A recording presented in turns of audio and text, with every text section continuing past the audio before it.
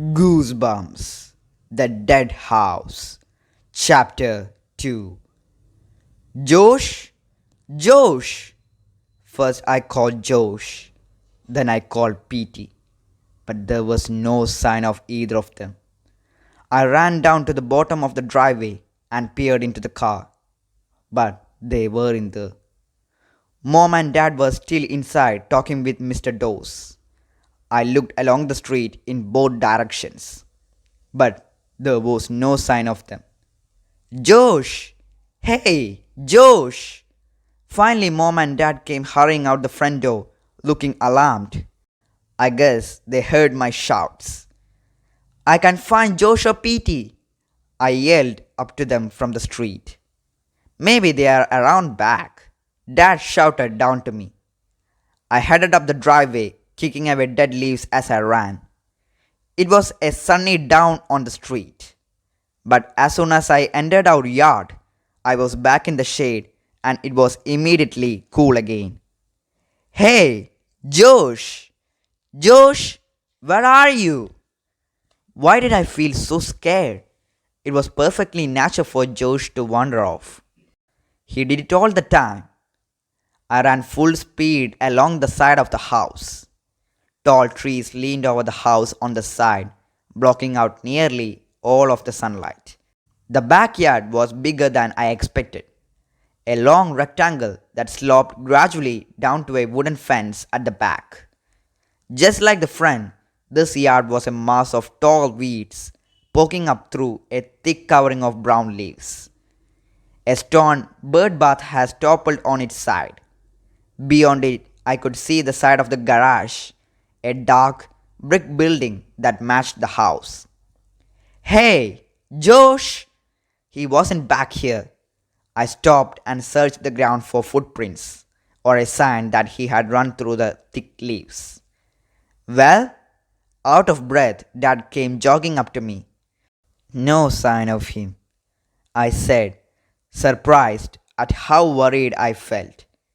Did you check the car? He sounded more angry than worried. Yes, it's the first place I looked. I gave the backyard a last quick search. I don't believe Josh would just take off. I do, Dad said, rolling his eyes. You know, your brother when he doesn't get his way. Maybe he wants us to think he's run away from home. He frowned.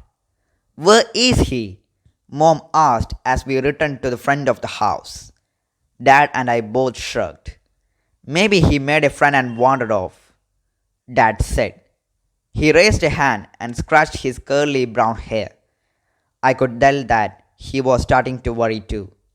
We got to find him, Mom said, gazing down to the street.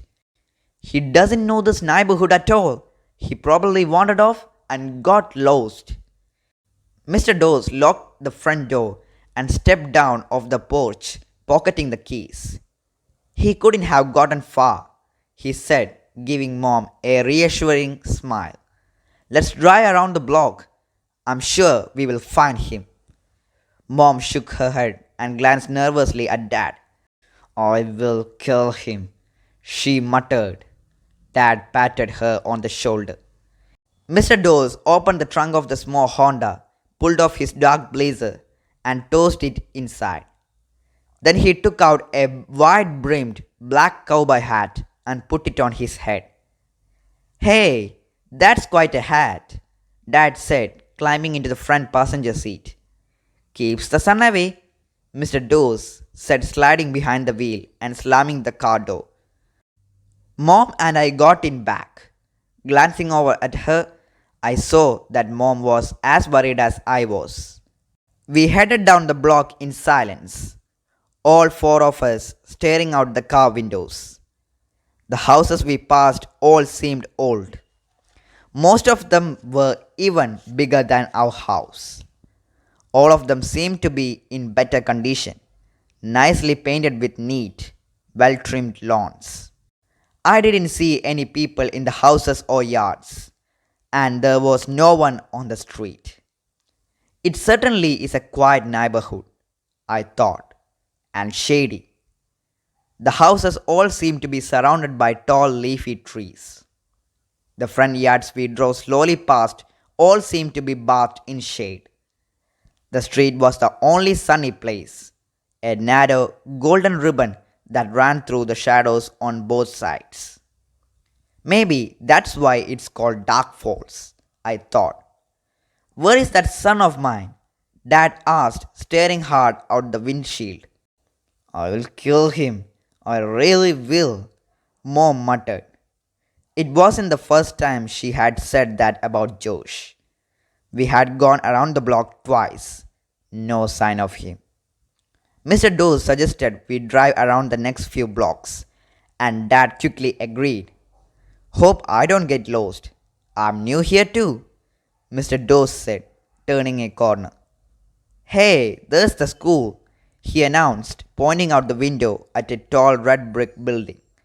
It looked very old-fashioned, with white columns on both sides of the double front doors. Of course, it's closed now, Mr. Doe added. My eyes searched the fenced-in playground behind the school. It was empty. No wonder.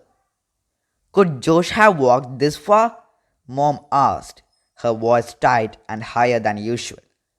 Josh doesn't walk, Dad said, rolling his eyes. He runs. We will find him, Mr. Doe said confidently, tapping his fingers on the wheel as he steered. We turned a corner onto another shady block. A street sign read Cemetery Drive. And sure enough, a large cemetery rose up in front of us. Granite gravestones rolled along a low hill, which sloped down and then up again onto a large flat stretch, also marked with rows of low grave markers and monuments. A few shrubs dotted the cemetery, but there weren't many trees. As we drove slowly past, the gravestones passing by in a blur on the left, I realized that this was the sunniest spot I had seen in the whole town. There's your son, Mr. Doe, pointing out the window, stopped the car suddenly. Oh, thank goodness, Mom exclaimed, leaning down to see out the window on my side of the car. Sure enough, there was Josh running wildly along a crooked row of low, white gravestones. What's he doing here? I asked, pushing open my car door. I stepped down the car, took a few steps on the grass, and called to him. At first, he didn't react to my shouts. He seems to be ducking and dodging through the tombstones. He would run in one direction, then cut to the side, then head in another direction. Why was he doing that? I took another few steps and then stopped, gripped with fear. I suddenly realized why Josh was darting and ducking like that, running so wildly through the tombstones. He was being chased. Someone or something was after him.